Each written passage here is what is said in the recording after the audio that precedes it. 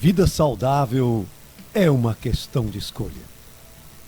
E para você que já entendeu, ou para você que está desejando entender que a busca de uma saúde forte, produtiva e duradoura é fundamental, parabéns. Sejam muito bem-vindos. Será que você entender alguns dos efeitos metabólicos e hormonais que ocorrem durante o exercício físico é importante? Será que você ter uma noção básica de como funcionam as respostas fisiológicas do corpo frente aos estímulos propostos ao organismo durante o exercício físico é algo que lhe chama a atenção? Responda nos comentários. Se o assunto lhe parece interessante, dê o seu like, se inscreva no canal. Se for relevante para você, talvez seja também para outras pessoas. Então compartilhe esse vídeo, pois isso gera o aumento do engajamento na plataforma, aumenta a visibilidade e, claro, atrai novos seguidores. Então, vamos lá. Primeiramente, é preciso saber que todas as funções do corpo humano, de uma maneira geral, são controladas pelo cérebro, pelos mecanismos neurais existentes no sistema nervoso e através da via hormonal, regulando o crescimento, desenvolvimento, reprodução, aprimorando a capacidade do corpo em lidar com o estresse físico e psicológico. O sistema nervoso é o grande responsável pela obtenção de informações a partir do meio externo e pelo controle das atividades corporais, além de realizar a integração entre essas funções e o armazenamento de informações. A resposta aos estímulos dos meios externo e interno é realizada pela contração dos músculos esqueléticos, pela contração da musculatura lisa dos órgãos internos e pela secreção dos hormônios. O corpo humano possui mais de 600 músculos esqueléticos formados por fibras e possui filamentos de proteínas chamados miosina e actina. O músculo esquelético ele é um órgão essencial do desenvolvimento do ser humano. Fomos ou não fomos criados para o movimento? O sistema muscular é o sistema formado pelo conjunto dos músculos do nosso corpo. Correspondem a cerca de 50% de todo o peso corporal. Como você tem se movimentado? Você cumpre a regra dos 7 a 10 mil passos por dia? O que está lhe faltando? O músculo é o principal componente variável no processo metabólico de repouso, tendo impacto direto no metabolismo do peso corporal, sendo responsável pela manutenção dos níveis glicêmicos, pois grande parte das disfunções da glicemia estão associadas à disfunção muscular. Eu vou repetir essa frase porque ela realmente é muito importante. Grande parte das disfunções da glicemia estão associadas à disfunção muscular. E quando a gente está comentando sobre glicemia, o que lhe vem à cabeça? Qual perda de saúde está relacionada com a alta glicemia?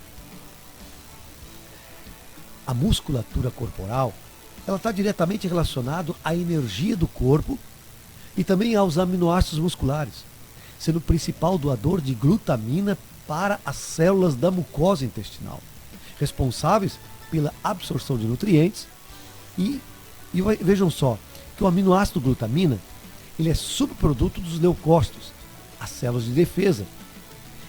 Isso vai impactar na massa muscular, pois vai influenciar na síntese dessa glutamina, que por sua vez vai impactar também no processo de imunidade. Portanto, é correto dizer que sem saúde muscular não há como ter um intestino saudável. E sem ter um intestino forte, o poder imunológico ele é ineficiente. Então, eu perguntaria, como está a saúde do seu intestino? Quais sinais você pode verificar que indicam que o seu processo intestinal ele está adequado? Responde aí nos comentários. O exercício físico, ele pode ser considerado como uma higienização do corpo. Ele é fundamental no desenvolvimento e na manutenção óssea, uma vez que o osso ele fortalece com o aumento de carga. A prática de exercícios físicos, desde a infância, por exemplo, ele aumenta a densidade e a massa óssea, sua área, largura, perímetro, contribuindo assim para uma maior força e resistência dos ossos. Ossos e músculos, eles estão sempre, mas sempre relacionados.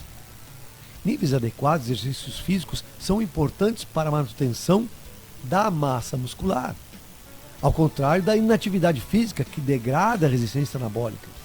E isso pode acontecer com somente 2 semanas sem exercício físico adequado. Pois nesse quadro, 3 coisas elas acontecem. Primeira, a taxa de síntese miofibrilar, que é quando as fibras musculares aumentam de tamanho, simplesmente despenca. 2, a sensibilidade insulínica cai, ou seja, o papel biológico da insulina não ocorre de maneira eficaz.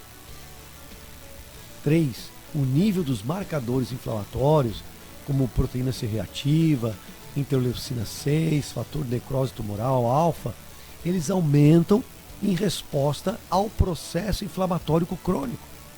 Ou seja, é bem provável que se você não pratica algum tipo de exercício físico, o seu corpo está num processo de inflamação interna, que não é visível, mas ela é perceptível. Dor, intestino desregulado, cansaço, baixa energia, urina escura. Se você apresenta alguns desses sintomas, é possível que você esteja passando por esse processo. Então a pergunta é: qual a periodicidade do seu treinamento semanal? Você tem se dedicado a buscar por uma melhor saúde? Os diversos efeitos fisiológicos provenientes do exercício físico podem ser classificados como agudos imediatos, agudos tardios e crônicos. Os efeitos agudos imediatos são aqueles que ocorrem em associação direta com a sessão de exercício. Exemplo, frequência cardíaca, suor, pressão arterial, ventilação pulmonar. Os tardios são aqueles que ocorrem nas 24 a 72 horas após o exercício, como é o caso da captação insulínica pelos músculos. Já os efeitos crônicos, ou também chamados de adaptações, são os resultantes da frequente e irregular sessões de exercício, como a hipertrofia muscular, aumento do consumo máximo de oxigênio. As adaptações ao treinamento, elas são dependentes do tipo, intensidade e duração da atividade desenvolvida. A prática de exercícios aeróbicos, por exemplo, está associada a vários benefícios.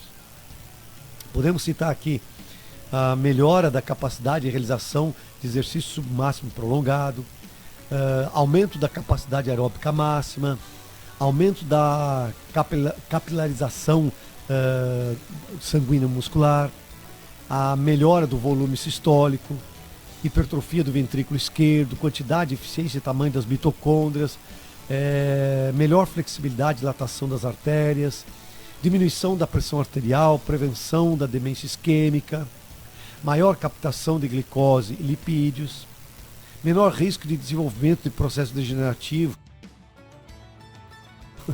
E estas são apenas algumas das modificações decorrentes do exercício aeróbico, sendo que o percentual da melhora desses parâmetros é dependente do nível de condicionamento físico de cada indivíduo no início do programa de treinamento. Nos exercícios anaeróbicos resistidos, como a musculação, por exemplo, há um aumento do que? Da massa magra, do músculo, da força, da melhora osteoarticular, da mobilidade, desde que os exercícios sejam feitos de forma adequada e, eu digo sempre, acompanhados por um profissional. Toda atividade física gera uma necessidade de adaptação metabólica.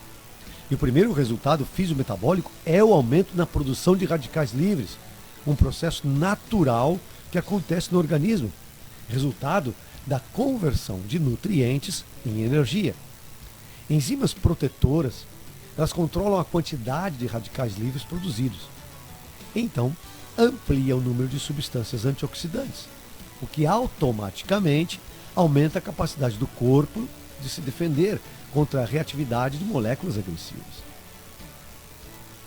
Quanto mais saúde você tem, maior sua defesa, mais forte a sua imunidade. Diferentemente dos músculos, que são os produtores finais de cada ação determinada pelo sistema nervoso, os hormônios são como pontes, pois funcionam como ligação entre a elaboração da resposta pelo sistema nervoso e a efetuação desta resposta pelos órgãos-alvo. As modificações hormonais decorrentes da prática de exercícios são a melhor forma de se combater a síndrome metabólica, que é aquele conjunto de reações que fazem o corpo perder saúde pancreática, saúde neural, saúde cardiovascular, pois interferem no acúmulo excessivo de gordura abdominal, hipertensão arterial, diabetes, aterosclerose. Por isso que eu costumo dizer que o sedentarismo ele não é um dos problemas, ele é o problema. E o sobrepeso e a obesidade, tanto que se fala e percebe, se vê no dia a dia, são prova disso.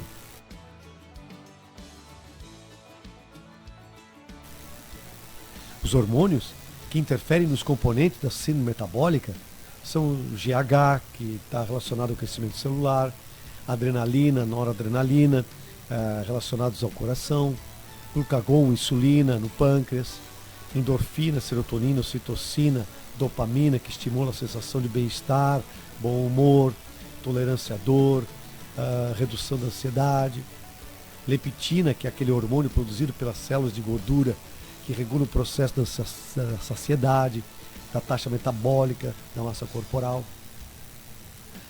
Os exercícios, quando eles são realizados em intensidade moderada, porém contínuos, aumentam os níveis de saúde e previnem o acúmulo de gordura nas vísceras. A modificação no estilo de vida, prática de atividade física associada à reeducação alimentar, são ações importantes para o aumento no nível de saúde. O exercício físico regular eleva a taxa metabólica de repouso, altera os níveis das catecolaminas que controlam o sistema nervoso autônomo central, estimula a síntese proteica, efeitos que, dependendo da duração da intensidade do exercício, podem durar de 3 a 72 horas. O exercício prolongado de baixa e moderada intensidade promove a oxidação dos ácidos graxos livres derivados das gorduras. No início do exercício, a taxa de captação e oxidação desse tipo de gordura corporal é aumentada pelos músculos ativos, gerando uma queda transitória na sua concentração plasmática. É claro que você já escutou a frase trocar gordura por músculo, pois é exatamente isso que acontece.